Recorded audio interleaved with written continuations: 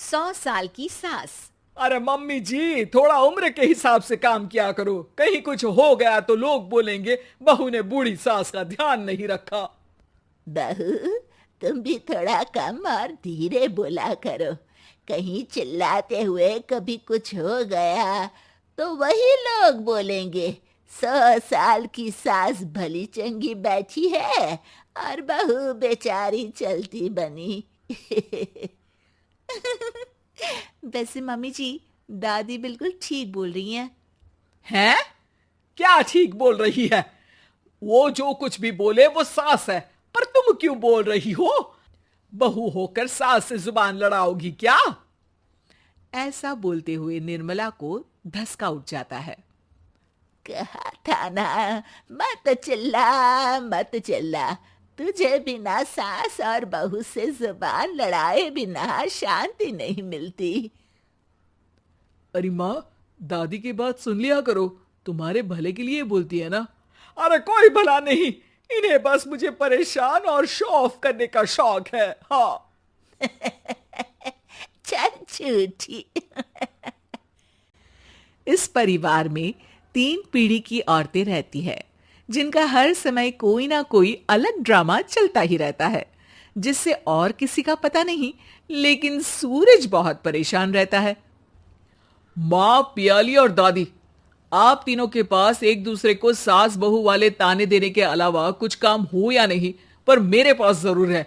इसीलिए पियाली जरा लंच ले आओ, मुझे ऑफिस भी जाना होता है। इस पर पियाली सूरज को लंच देती है और वो ऑफिस चला जाता है, जिसके बाद तीनों एक बार फिर अपनी बातों या कह लो कि नोक-झोंक में लग जाती हैं। इसी में दिन बीत जाता है। रात को सूरज के साथ उसके दोस्त भी खाने पर आते हैं। पियाली, मेरे कुछ दोस्त आए हैं। सॉरी, अचानक प्लान बना तो बता नहीं पाया। तुम जल्दी से डिनर बना दो ना। अरे वाह रे आलसी माँ की आलसी बेटी, पहले बिना बताए दोस्तों को घर ले आओ, फिर बोलो जल्दी से डिनर बना दो। इतनी जल्दी है तो खुद बना लो। अरे माता, सब बाद में दिखा देना, अभी खाना बना दो ना प्लीज।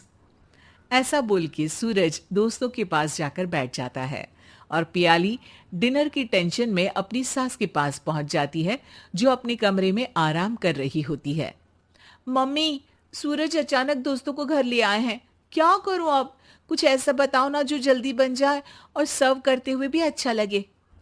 अरे रेस्टोरेंट से मंगा ले, दोबारा परेशान मत करना, सोने दे मुझे।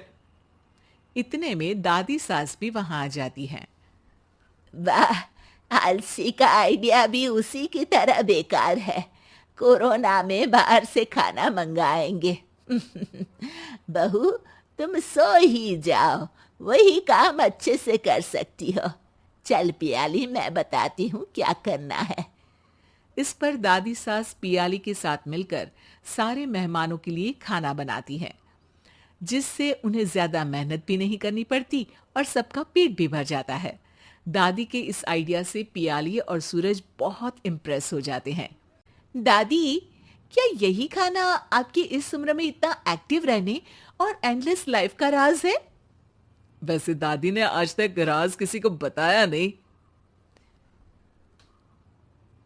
इन्होंने ससुर जी तक को नहीं बताया, तभी तो वो ऊपर पहुंच गए और ये अभी तक यही है।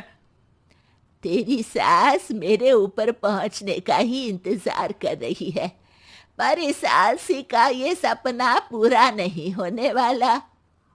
क्यों जी, अमर होने का वरदान लेकर आई हो क्या? अमर का पता नहीं, पर लगता है तुझसे लंबा जरूर जी लूंगी। इससे पहले कि दोनों सास बहू में कोई बहस शुरू होती, पियाली बीच में बोल पड़ती है। ठीक है, आप दोनों लड़ क्यों रही हैं? हम तो चाहते हैं कि आप दोनों हमारे साथ हमेशा रहें।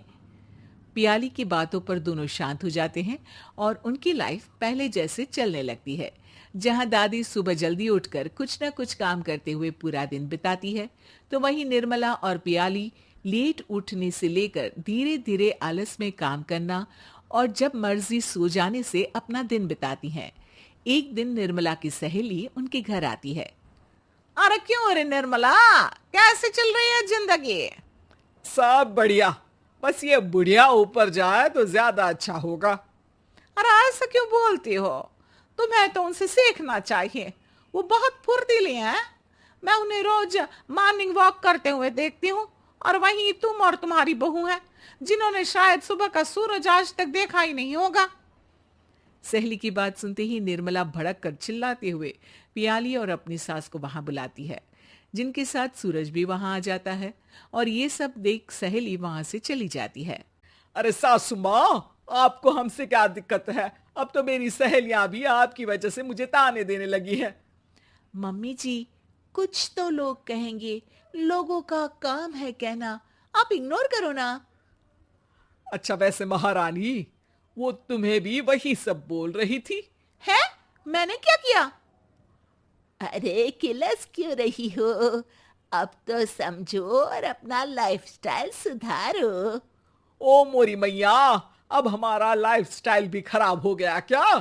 आपका तो हाई फाई है ना, बस उतना ही ठीक है।